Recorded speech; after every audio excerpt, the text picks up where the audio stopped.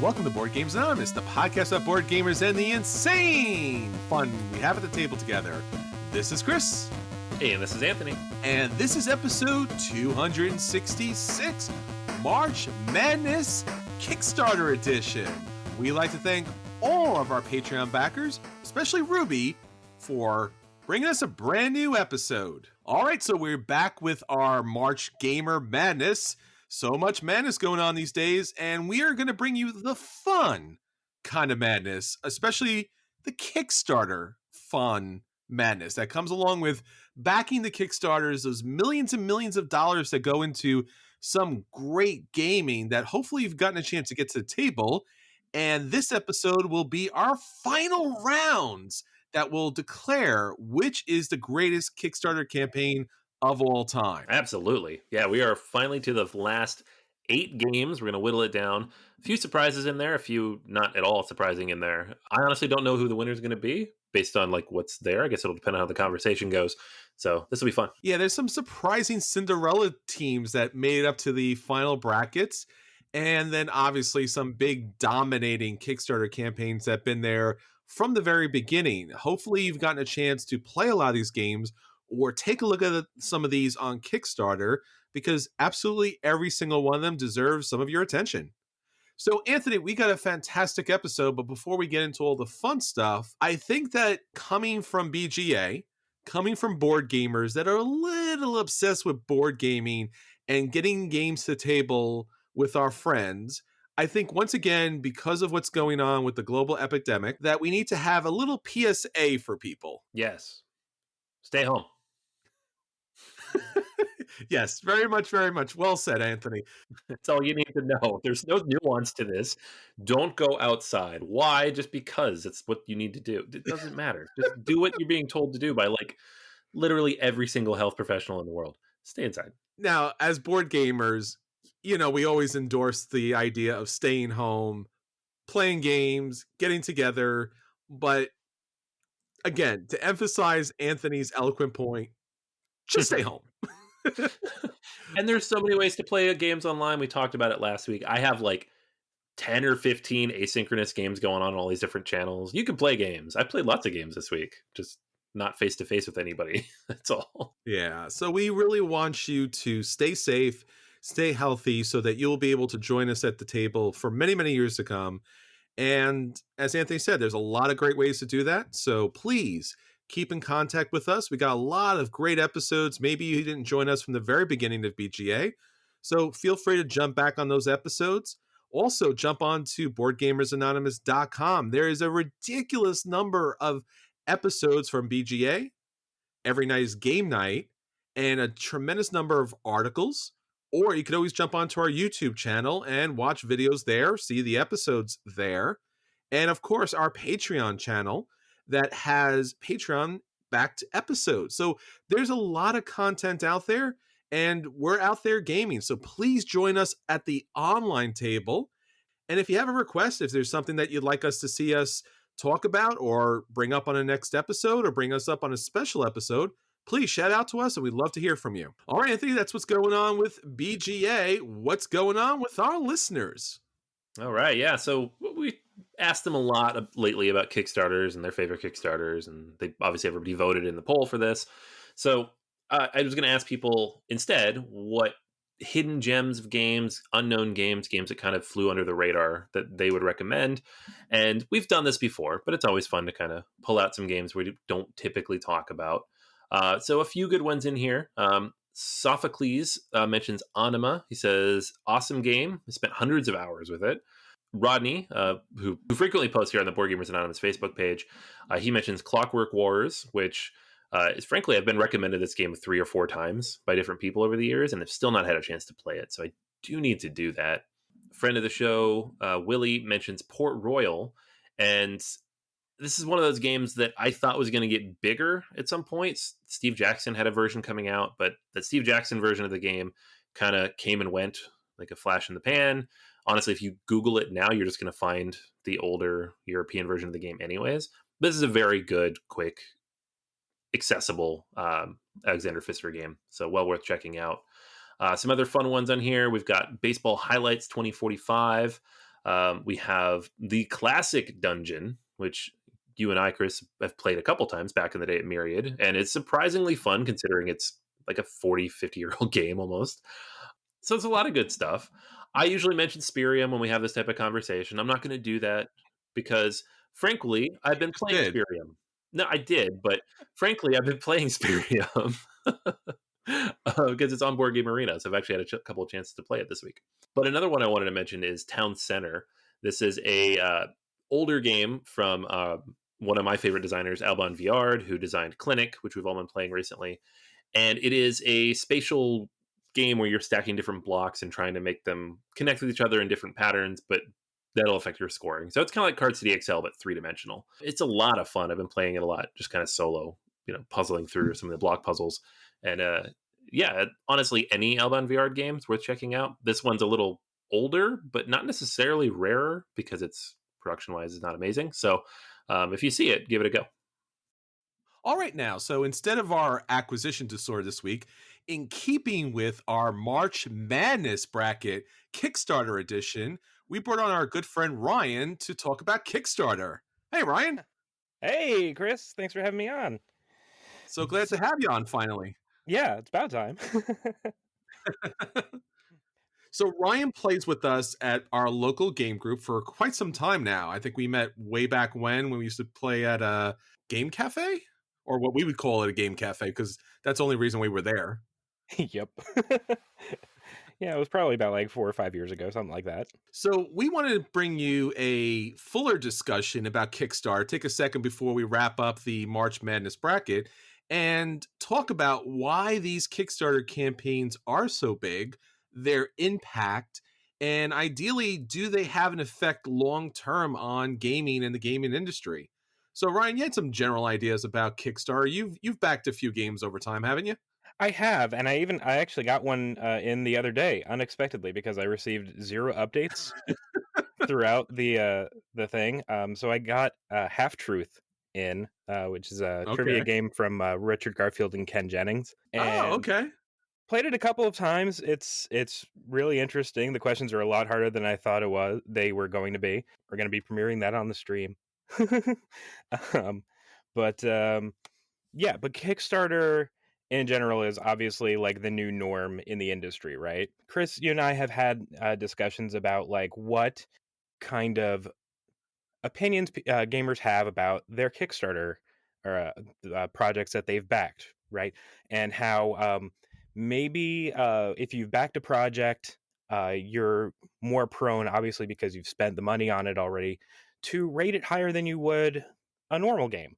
So I kind of, did a little bit of, self-reflecting and thought, maybe I'm guilty of this. Maybe I know other people who are kind of guilty of this and like, you know, brought games to the table where I didn't really enjoy it that much. Maybe because I didn't back it and they did. And, the same is reversed where I brought a Kickstarter game to the table and enjoyed it more than other people at the table. So kind of that kind of dynamic and looking at the Board Game Geek top 100 or the top games of all time and where they sit, how many of them are Kickstarted, etc. So that's kind of where my mindset was for this bit. So Ryan, when you do the whole card and you do your Twitch stream, is that primarily the games that you cover? We do like everything, whatever we kind of have on the shelves, and we feel like bringing out to the table just either to show how to play. A lot of times it's the first time that at least one of us has played a game from our collection. But other times it's just I'll pick a theme and we do like kind of a little mini bracket for the week on Instagram where you can vote for what game you want to see played based on whatever theme it is. So last time we did it was because it was around St. Patty's Day, games that have drinking involved, and we wound up playing Brew Crafters. So That works.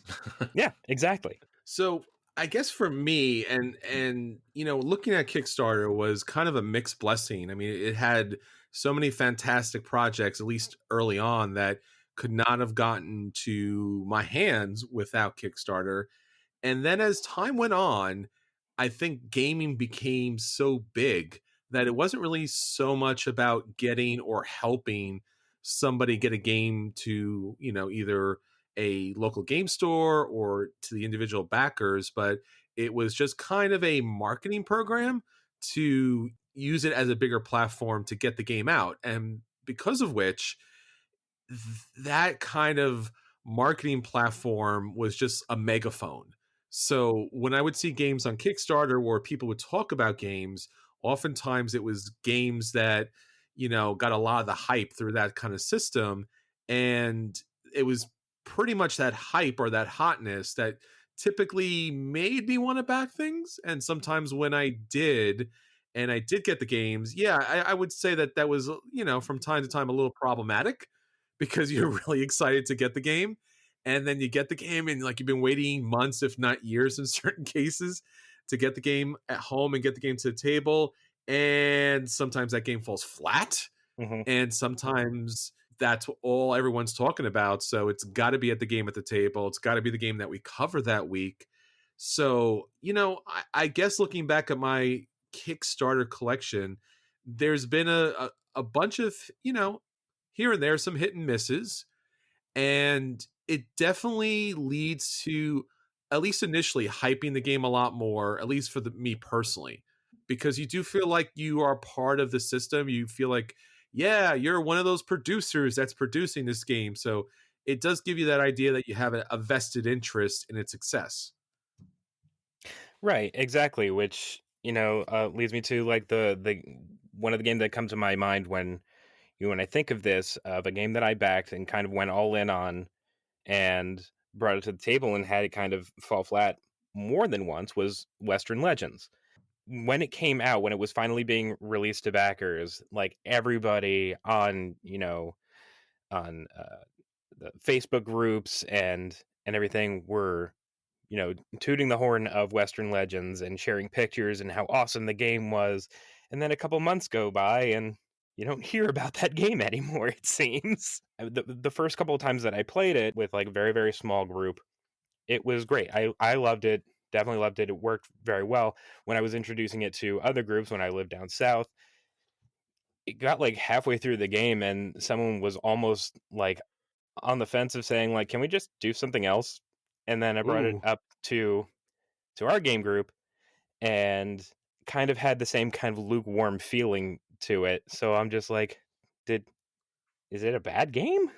Or do I just like it more because I I like it more? Well, I think with a lot of those games, especially the ones on Kickstarter that do really well, is because sometimes they are heavily themed based. So that theme's going to either hit people or not hit people. And then, at least even from doing this bracket, I knew there was a lot of miniature games out there, but there's a lot of miniatures games out there. Yeah. So many And miniatures games. the Kickstarter really makes the miniatures look like they're going to be this, essential component to the game, and you really get to play the roles. So there is something about the Kickstarter campaign that really invests all those miniatures and all those kind of different bits and pieces with in tremendous value. And again, coupled with the theme, it seems like it's going to be this world. Whereas when you pick up a game in the game store, the cover art, at least historically for board games, has been quite bad. In fact, sometimes you have like old white dude sitting with a grimace. Sometimes it's several old white dudes pointing at something. And once in a while, you have a decent back of the box that shows the games, but more times than not, not so much. But yeah, Kickstarter definitely kicks it up a notch. I mean, for Western Legends, for me, I like the game. I was actually surprised I liked the game because I'm not a cowboy kind of theme guy, and it did have a lot of good play for it, and it just shows up to be one of those sandbox games. But as you said, there is one of those situations where Kickstarter does hype up a game so much that when you do get it to the table, you expect it to be this phenomenal type of experience. And more often than not, it's like, that's a fine game. Doesn't live up to the Kickstarter expectations, but it's a fine game. So maybe the expectations, while it does bring in the money initially and does make you get it to the table, but eventually it just brings it all down in the end. Right. And I think, going to what you were speaking of as far as like miniatures or, other components and even theming, I'm not super into Western themes either. I was into Western Legends because of the sandbox feel to it. It was a new experience for me as far as board gaming. And then diving into it, I was like, wow, this is really cool. There's a lot that you can do. And I can understand why people are like kind of lukewarm on it because it does kind of move a little bit slow at a certain point. Also, as far as like components, like as far as Kickstarter projects go, is upgraded components, and I'm a sucker for that. It makes the experience of having the game and being able to show it off better if the components are great and the game is great, and not just one of those things. If the components are great but the game kind of sucks, then well, what do you have? It's Most true. Kickstarter games. That's what you got. Yeah, but I mean, like Dinosaur Island, like the deluxe edition for that is amazing because of the slap bracelet and the metal coins that are heavy, you know, pounds worth of metal. It's like this is Yeah, really yeah. cool, and it kind of like it ups the experience a little bit. I don't think that I would play Dinosaur Island if it didn't have those components. Yeah, it's true. But I feel like sometimes the components and everything on there can kind of lull you into, I mean, this is obviously what you're saying, but it'll lull you even more into buying a game that maybe you would never even look at twice. For me, Massive Darkness was one of those where I played Zombicide Black Plague and I was like, this is okay. I like this. I don't mind it. And then they threw up Massive Darkness, which was like a similar system with a whole bunch of extra chrome and bits and whatever, but like a more fantasy theme with less zombies. And I was like, ooh, this is for me. And like you watch the gameplay and you read the rules, and it's like Zombicide, but you're a superhero throwing stuff at walls. The game is not interesting. It's not very fun. And this is one of those games that if you go on to forums, people will fight you over it because they spent $300 on this thing and they want to justify the price. And maybe, obviously, some people legit love it, but I very much was bored by it and ended up selling my copy. Like looking back at it now, I'm like, I never in a million years would have backed this, except had all these little like fantasy type, IP ripoff miniatures and, the typical Simon Chrome, but even more than usual, right?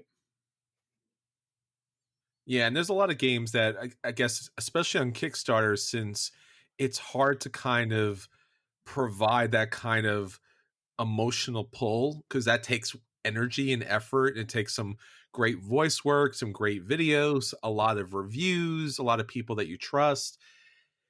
They're just like, here's all the chrome, here's all the the miniatures that you could possibly have with this expansion. And obviously the Kickstarter goals and all the different levels of achievement kind of get you going. It's almost like a slot machine, supposedly, like, hey, if I only put a $5 more into this, I may get all this extra stuff. And in the end, what you are paying for a lot of times is just a lot of miniatures because you can't really sample the gameplay, so to speak, and you have to back everything all at once. So it is a pretty lofty investment. I mean, you're spending 100, $200 for a game, and you're just hoping that it's actually decent.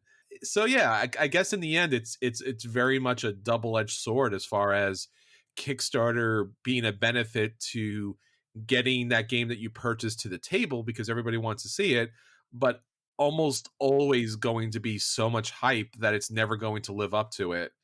So again, those games may fade to the background because nothing can meet those expectations that Kickstarter provides. Sure. I mean, I think there's always going to be a couple of outliers that definitely exceed the expectations for people. Obviously, Scythe, one of them, and then Gloomhaven did really well on Kickstarter and are very much well liked by all. And if you don't like it, you're wrong.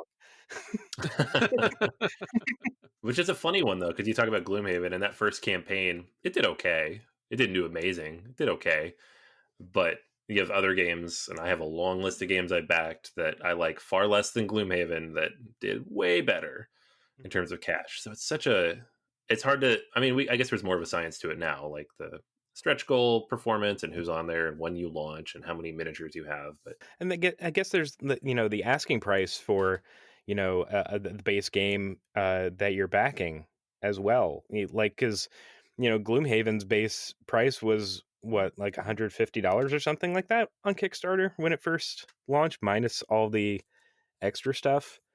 And I think then it was actually like 90. oh, never mind then. Yeah, no. But yeah, that's like the weird exception to the rule because when he relaunched it, the price went up, 20, $30 because it had to. Like he jammed so much in the box. Right. And now everybody charges that much.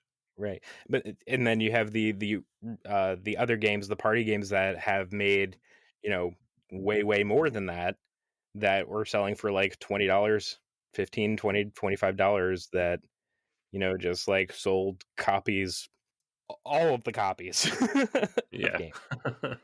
Again, it just becomes another one of those situations where Kickstarter initially was this platform to help projects get produced, and then it became this marketing platform. And then in those cases, like you said, Ryan, some of those games out there are making millions of dollars not because of the gameplay so much, but because fans wanted to have an opportunity to have a part of maybe that web comic, or they wanted to support the designer or the artist or the cartoonist, and they said, hey, this would be a great idea, let me do this. There's never been anything like that before, and we've seen that track as well. So there's been a number of different reasons that Kickstarter has been successful and continues to be successful for so many designers. I mean, obviously, for example, even Queen Games, they're just publishing the games through Kickstarter. They're done with trying to figure out what people want and having to dump their game on Amazon for like $1. So, it's the reality of this, whether it's, as you guys mentioned, very, very, very expensive games that you probably wouldn't see at your local friendly game store, or very obscure games like a Kingdom Death Monster or, Cthulhu Wars. And then again, some of those oddball projects that may not necessarily be game based, but there are a lot of fans out in the internet, so Kickstarter is not a far step for them. All right, well, Ryan, thank you so much for coming. Why don't you tell everybody a little bit more about the whole card and where they could find you? Awesome. Yeah, great. So thank you for having me on again. You can find me and my team of Jen, James, and Tim on twitch.tv/the whole card, where we stream board games weekly. You can also find us on Facebook and Instagram, also at the whole card. And if you follow us, you can vote for whatever game we are going to be playing on the stream. And occasionally we will have chat interactive streams as well. We'll play a game of like Mysterium or something where chat can be involved with that as well. So come learn a new game if you're not familiar with it, or just watch us play something either that you're not familiar with, you are familiar with. Teach us the game if we mess up on the rules. Cool. All right, Ryan, thanks so much for joining us. Thank you. All right, that's everything for our listeners. Let's get on to our feature review. So for our feature review, we are down to the final rounds of the March Madness Kickstarter bracket, where we'll take a look at the greatest Kickstarter campaigns that came out and judge and battle them out and see which ones come down to it. So, Anthony, we started off with 4 brackets, but by the end of this, it'll be all wrapped up. What do we have up first in our red bracket? All right, number 4, Gloomhaven versus number 2, Dark Souls, the board game. Again, have not played Dark Souls, but it's always one of those games that's very intriguing to me, and both in terms of the difficulty and how they just kind of went for it thematically, but also just the world that it evokes. It's always been very interesting. But again, I'm not like a hardcore Dark Souls video game player either, so it's just kind of a passing interest, not necessarily a one that I'm vested in. Gloomhaven, however, is a game I backed early and have had for several years now and have absolutely enjoyed. Looking forward to the Frosthaven campaign that's going up here in a week or two. So for me, it's got to be Gloomhaven, both because of how much I enjoy it, but also the impact it's had overall on the hobby and on Kickstarter and the types of games that we see, and kind of raising the bar a little bit on all these big adventures in a box. Yes, many of these games are very similar. They're dungeon crawls, they're a bunch of miniatures or standees, and it's hack and slash throughout. The game is pretty unforgiving, And I mean, since both these games are in the same realm, I guess the only thing for me that Dark Souls has is maybe some of those kind of iconic miniatures if you played the video game. But otherwise, the game is very much a niche kind of piece of nostalgia from the video game. So if you love the video game and you're like, hey, this would be great if I had all of those things so I could play on the tabletop, this game was for you. But I think for everybody else, it's Gloomhaven. All right, so Gloomhaven moves on to the last round. All right, Anthony, what's up next in our green bracket? Green bracket, we have number 8, Dinosaur Island, versus number 10, Root. So we have the big epic box of dino meeples and slap bracelets and crazy 80s/90s aesthetic. And then we have cute little woodland creatures just destroying each other in the forest. Both of these games are more classically up our alley. They're not miniatures games, they're not party games, they're Euros of varying weights. And Dinosaur Island's definitely just a kind of a classic middleweight game, worker placement. Whereas Root is actually more interesting in that it's a war game, an asymmetrical war game, like the Coin series, but packaged in a way that anybody could play it, and everybody has played it. So for me, I feel like Root has had a bigger impact because it shows what you can do with unexpected themes if you have the right packaging. It also shows the amplification you can get out of a Kickstarter from people seeing it early, backing it early, engaging with it, getting excited about it. Dinosaur Island had a decent first Kickstarter and kind of exploded in the second one after people got their hands on it, which is another great way that Kickstarter can work. But for me, it's got to be Root, just because I don't know how many conventions I went to where you could not get anything for this because they sell out of everything in the first 12 hours. And to me, that speaks volumes to the impact the game has had. Yeah, both these campaigns went above and beyond expectations. I'm sure when Dinosaur Island came out, they kind of went all in on this idea of this retro late 80s, early 90s, fluorescent colored kind of slap bracelets and pink dinosaurs, but actually put together a very solid game. In fact, Ryan, who we were talking to a few minutes ago, my play of Dinosaur Island convinced me to actually back the new campaign, which raised all the money, especially with the expansion. And it was really a groundbreaking kind of situation because as a kid, you know, if you wanted to have a board game, you wanted to have a board game that had all the stuff to it. Dinosaur Island had all the stuff to it. There were some minor issues here and there with how long you played the game and how the expansions came into play, but it had every dinosaur you could possibly want in all of the colors you could possibly want, as long as it was pink. Unless you went with the sea dinosaurs, then they were blue. But nonetheless, you had every dinosaur you could want. You got to play Jurassic Park. Fantastic. Root, as Anthony was saying, was cute little woodland creatures from like Disney movies that were plotting terrible revenge upon each other. And there's something about a cutesy little woodland creature revolution utilizing hardcore war game mechanics that's just so subversive that I just got to go along with Root. I mean, I it's just the thing. I own Dinosaur Island. I don't own Root, but Root was a phenomenon. As Anthony was mentioning, the conventions alone was a thing, but nonetheless, everyone backed it and happily so. All right, Anthony, that brings us up to our blue bracket. What do we have up here? All right, we got number 9, Scythe, which at the time was the biggest board game Kickstarter of its kind. And number 10, Arcadia Quest, which is kind of the linchpin of the deluge of miniatures games we got from Simon on Kickstarter over about a 4-year period from 2014 through 2018 or so, before it started to slow down just a little bit. So this one's a tough one. I love both these games. I have everything for both of these games. I backed both of these games. So which Kickstarter do I enjoy more? I will say that I have not played either of these all that much in the last year or so. Scythe kind of dropped off a lot, and I just haven't gotten around to playing the expansion, which is not Kickstarter, by the way. And then Arcadia Quest, you just need a group, and you got to dive in and go through the campaign. But I will say that Scythe has encouraged me to not only get everything for it, organize all of it, start painting the pieces. I'm not getting the metal ones. I want to paint mine.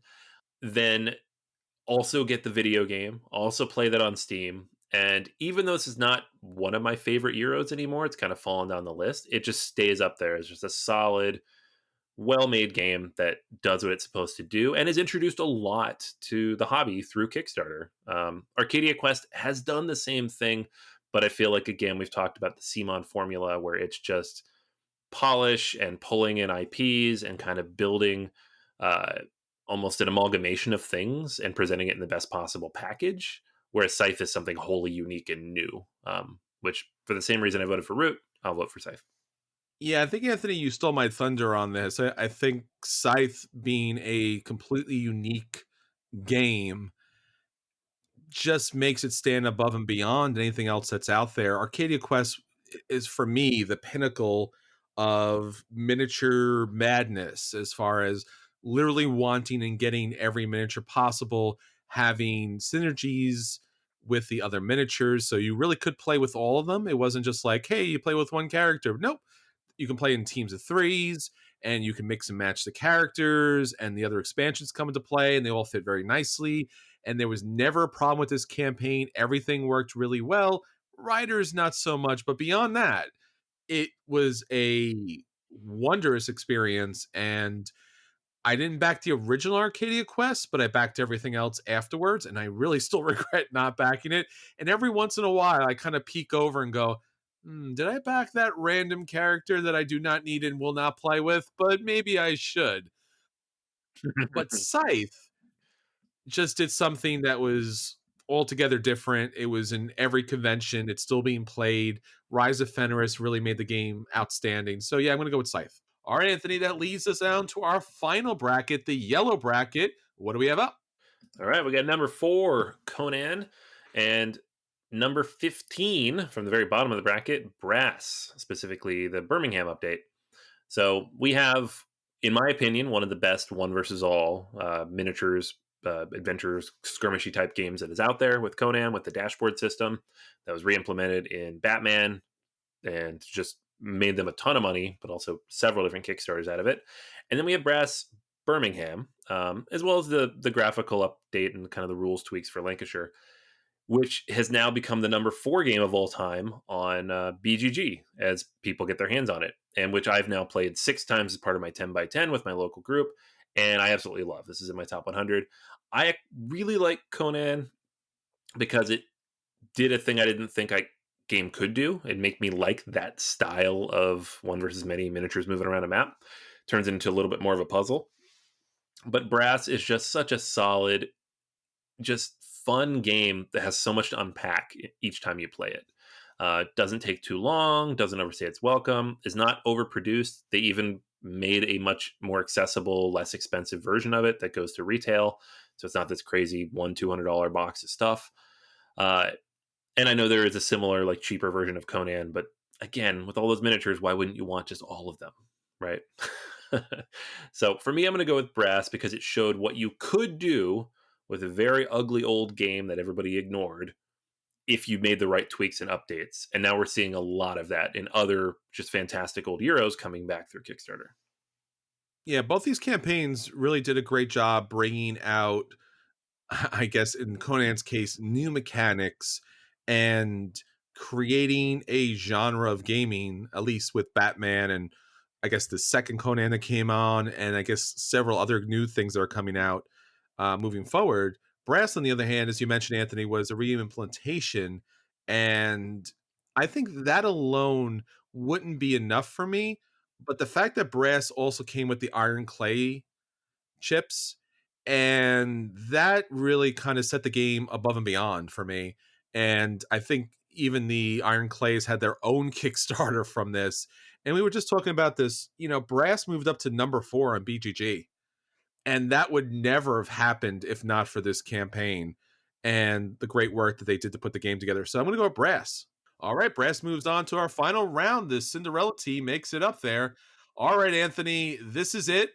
Let's take a look. We have our red bracket, Gloomhaven, versus our green bracket, Root. What do you think? All right. Yeah, this is a tough one. Yeah, like these last 4 games, in my case, I own all 4 of them, and all 4 are in my top 100 games of all time, and I play them. frequently. So it's just, I'm like, I'm happy. All 4 games are great. So whichever one comes out on top, it's awesome. In terms of like best Kickstarter campaigns, though, looking at Gloomhaven, looking at Root, both of these have done a fantastic job. Both companies, Isaac Childress with Gloomhaven and Cephalofair Games, and Patrick Leader and Cole Worley with Root Games and Leader Games, have just done a good job of engaging the community, building something around their games. So in the case of Gloomhaven, Isaac has way over communicated every single step of the way. It was fun to follow his updates after the first Kickstarter, and it was fun to follow along with like the one-time daily scenarios he was running during that second Kickstarter. I'm excited for the new Kickstarter because I know he's going to do something similar where you can just kind of follow along and run through and play the things. Even if you don't play them, you can just see where the story is going. And it's just cool that he's even able to do that. He's that prolific and able to write that much that quickly.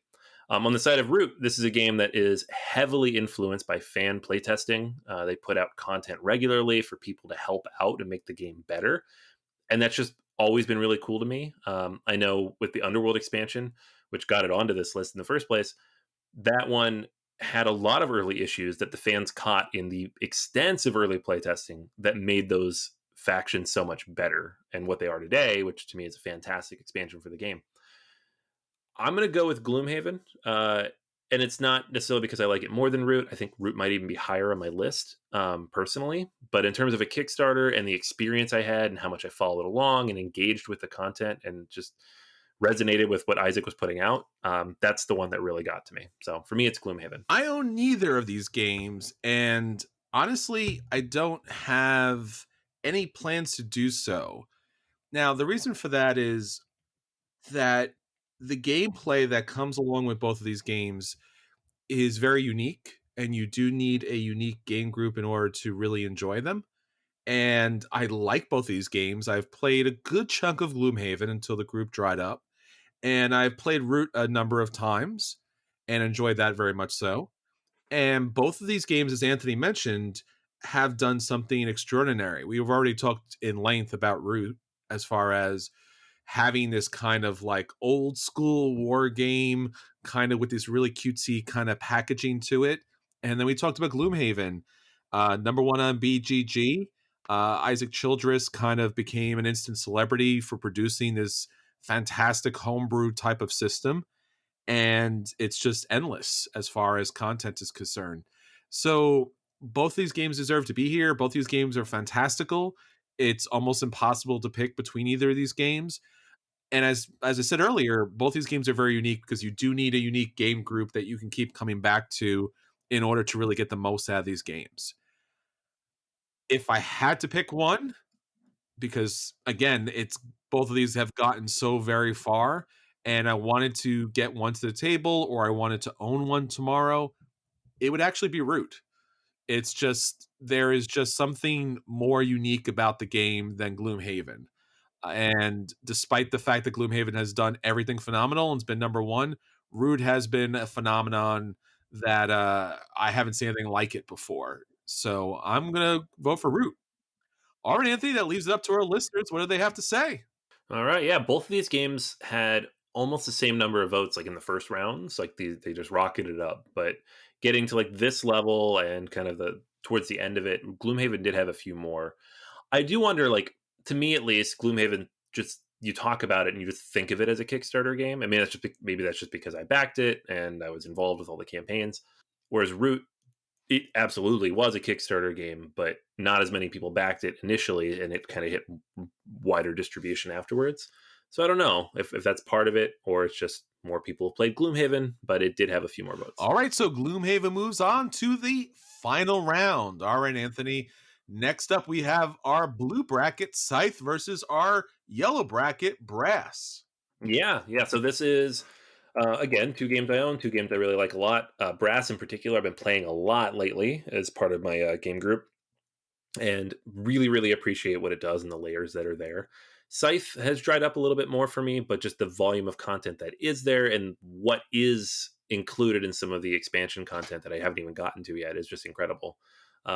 But honestly, like the big part of Scythe and possibly Scythe and games like it are what made Brass possible, is showing that a large, expensive Euro game with fantastic artwork and huge production value and just a ton of time put into all that can make a lot of money. So if we're talking purely about impact here, I think it's going to be Scythe for me because I don't know that a game like Brass would have hit Kickstarter. And I could be wrong. I don't know the actual backstory here, but just like my impression is that games like Brass did well and were even up there in the first place and able to have an opportunity. And I know these Kickstarters are fairly close together, so it's not like it probably happened in a vacuum, but Scythe showed people that you could make that kind of money with a euro and showed what could be done if you really just leveraged all the levers that Kickstarter has to offer. And the result was fantastic. So for me, it's Scythe. Brass, when I first played it, was nothing more than a kind of a glorified Excel spreadsheet and some really terrible components. And I remember playing this and going, why am I playing this? It's really disappointing and awful in all the kind of ways that board gaming usually gets kind of like ripped on for. And the Kickstarter version of it came out and everything was polished and beautiful. And the iron clay tablets obviously made it, the iron clay chips obviously brought it a step above and beyond. And since it was an integral part of the game, it was definitely something that you really needed to play with the game. It wasn't just something that, you could get away with like little plastic chits, which really was the way the first game came out. Scythe, as Anthony mentioned, was everything that Kickstarter was ever doing right? It was a unique gameplay experience. It was wondrous artwork. And as we talked about Isaac Childress, obviously we should also mention Jamie Stegmaier, who is kind of like the guru of Kickstarter and raising over $1.8 million for Kickstarter here. And the game gets played again and again and again. So I'm going to go with Scythe. All right, so that means Scythe moves on to the final round. Here we are, Anthony. The final two games. We have our number 4 game, Gloomhaven, versus our number 9 game, Scythe. What do you think? All right, yeah. I think I'm going to stick with Gloomhaven in this case. And I kind of just mentioned all the different reasons why that would be the case in my previous defense of the game.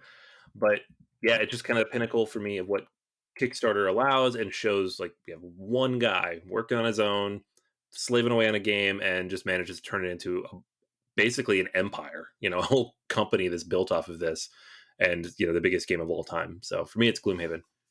Yeah, I mentioned both of these before as not just the games themselves, but obviously the designers coming out with these games, independent, very small companies, and bringing something new out to gaming that rocketed up and kind of dominated gaming for so long, even to this day, and having just a real big impact and unique designs. And again, everything that Kickstarter does right as far as that's concerned. So it's really hard to pick between the two, but I'm going to pick Scythe just because it's a game that I enjoy getting to the table over and over again, and it has enough complexity and different ways to play that I really do enjoy it. All right, Anthony, that leaves it up to our listeners. So we have Gloomhaven versus Scythe, and what do our listeners have to say? They choose Gloomhaven, which I honestly wonder how much better Scythe would have done maybe a few years ago. I don't know. Like, I feel like listeners almost always voted for Scythe in the past with us, but this time around they chose Gloomhaven. All right, so that means Gloomhaven, and it's the winner of our Kickstarter March Madness bracket. We hope that you enjoy these March Madness brackets as much as we love bringing them to you. This one was obviously a lot of fun. As Anthony mentioned over and over again, he backed all these games, so obviously he has a special affinity to these as just a good one. Yeah, it's just a good one. There's a lot of bad ones on the list.